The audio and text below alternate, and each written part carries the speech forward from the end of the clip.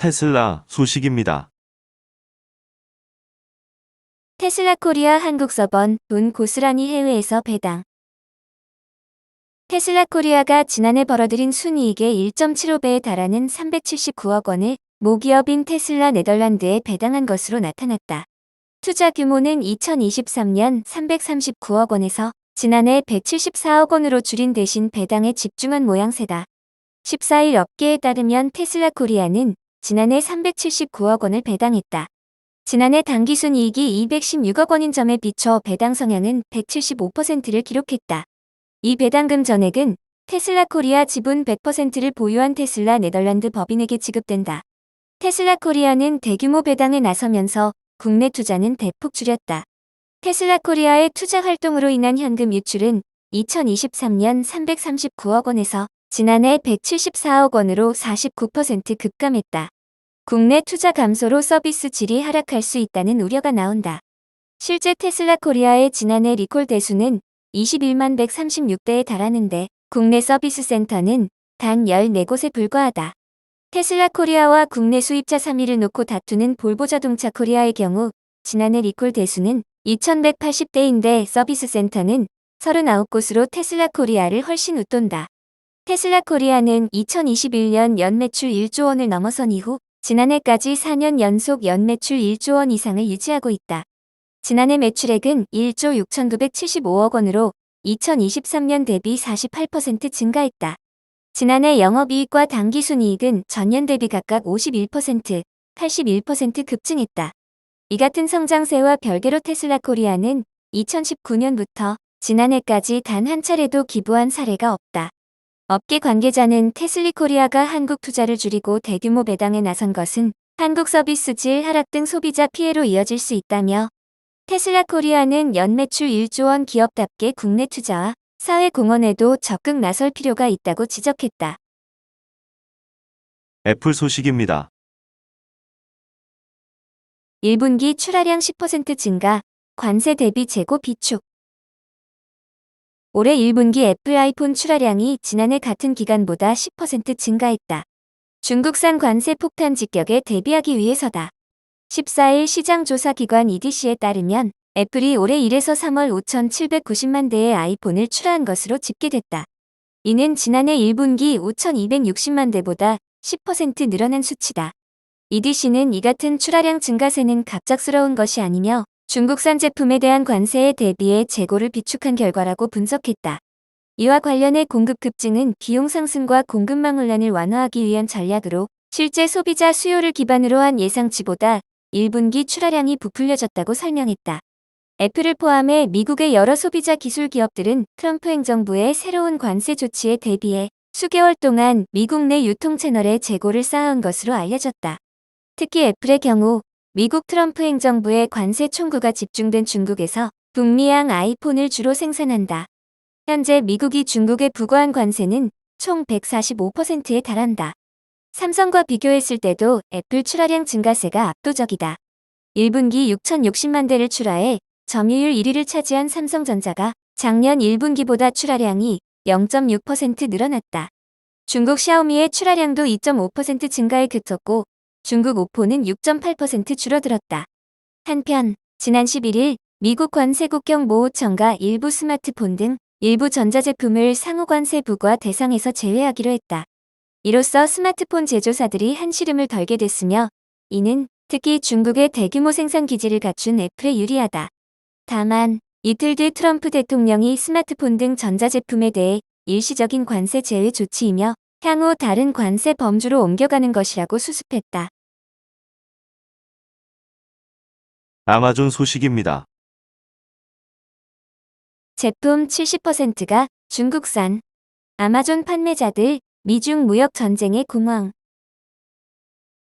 10일 미국 CNBC 방송은 아마존에서 제품을 판매하는 상인들이 공황 상태에 빠졌다고 전했다. 웨드부시의 분석에 따르면 아마존에서 판매되는 제품의 70% 정도가 중국에서 생산되는데 이를 제품을 판매하는 업자들은 제품 가격을 인상할지 엄청나게 늘어난 수입 비용을 감당할지 고민하고 있다는 것이다. 유통업계에선 제조 베이스를 중국에 둔 상인들은 사실상 사업을 접어야 하는 위기에 처했다는 분석이 나온다. 관세 전쟁이 얼마나 지속될지 모르는 상황에서 이들 상인들은 섣부르게 중국이 아닌 다른 나라로 바꾸기도 어렵고 바꾸더라도 기존 중국에서 제조하는 비용의 2배 이상을 지불해야 한다. 10일 로이터 통신은 선전 국경 간 전자상거래협회의 왕신 회장의 말을 인용, 아마존에서 제품을 판매하는 중국 회사들은 이미 대부분 철수를 준비하고 있다고 전했다. 쉬인, 테무 등 초저가 상품 온라인 쇼핑 앱들은 사업 존폐 위기에 직면하게 됐다. 이 앱들은 원래 $800 이하 물품은 관세를 면제받는 제도를 활용해 엄청나게 낮은 비용으로 제품을 판매해왔다. 하지만 트럼프 대통령은 오는 5월 2일부터 이 제도를 폐지한다고 예고했다. $800 미만 소포에도 30% 관세 또는 정액 $25의 수수료가 부과될 예정이고 $800 이상의 소포엔 145%의 관세가 적용되게 된다. 임기의 비결이었던 초저가 기조를 유지할 길이 없는 것이다. 홍콩 사우스 차이나 모닝 포스트는 중국 광둥시에 있는 이른바 쉬인 빌리지는 엄청난 실직 공포에 떨고 있다고 전했다. 10일 MD 제시 아마존 CEO는 CNBC와의 인터뷰에서 아마존 상인들은 관세 비용을 소비자에게 전가할 수밖에 없을 것이라고 했다. 문제는 가격이 오를 경우 전체 소비가 침체될 수밖에 없고 아마존도 직타격을 받게 된다는 점이다. 아마존의 연간 매출 중 약 23%가 입점 상인에게서 징수하는 판매 수수료에서 오고 38%가 자체 재고를 판매하는 데서 창출된다. 구글, 메타와 다르게 아마존의 매출에서 수입의 직타격을 안 받는 부문 구성은 광고, 클라우드 정도다. 유통업계 관계자는 입점 상인들이 힘들수록 아마존도 애플, 테슬라 못지않게 큰 영향을 받을 것으로 보인다고 했다. 구글 소식입니다.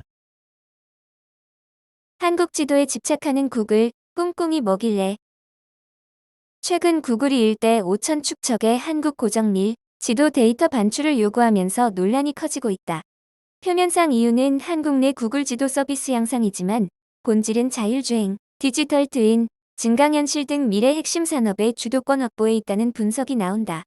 국민 세금이 투입된 국가 공간 데이터가 해외 기업에게 넘어갈 가능성이 커지면서 국내 산업 보호와 디지털 주권 논의가 시급해졌다. 구글이 한국 고정밀 지도 반출을 다시 요구하는 배경에는 단순한 길 찾기 서비스를 넘는 증강현실 지도를 완성하려는 큰 그림이 깔려 있다.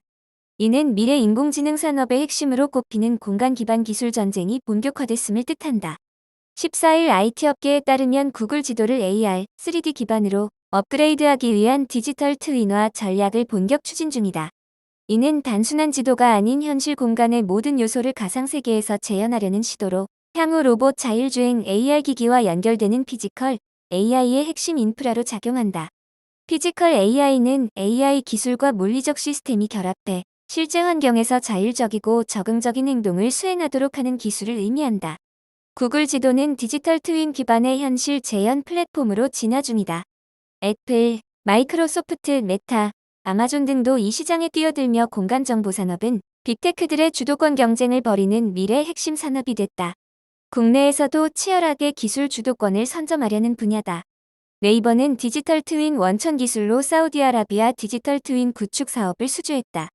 네이버는 국립중앙박물관, 네이버랩스 부동산 투어 서비스 등 다양한 실내 공간 정보 서비스를 개발해오고 있다. 공간 데이터는 단순한 상업용 자산을 넘어 국가의 전략 기술 주권을 좌우하는 핵심 인프라다. AI와 로봇 등 차세대 기술 경쟁에서 지도와 공간 정보는 곧 디지털 주권의 기반이 되고 있다. 무엇보다 구글의 지도 데이터를 넘겨주게 되면 안보상의 이유로 거절한 중국, 러시아도 같은 요구를 할 수 있다. 이 경우 우리나라는 강대국의 데이터를 일방적으로 제공하고 디지털 주권을 지키지 못한 국가로 전락할 수 있다. 이들 국가의 지도 데이터를 내주는 건 다른 민감 정보 반출로 이어질 우려가 있다는 점도 고려해야 한다. IT 업계 관계자는 구글의 정밀 지도 반출 요구는 단순한 서비스 개선이 아니라 AI 기술 패권 확보 전략의 일환이라며 디지털 주권 차원에서 심각한 문제인 만큼 국내 기술 역량을 키우고 보호하는 정책적 지원이 필수라고 강조했다.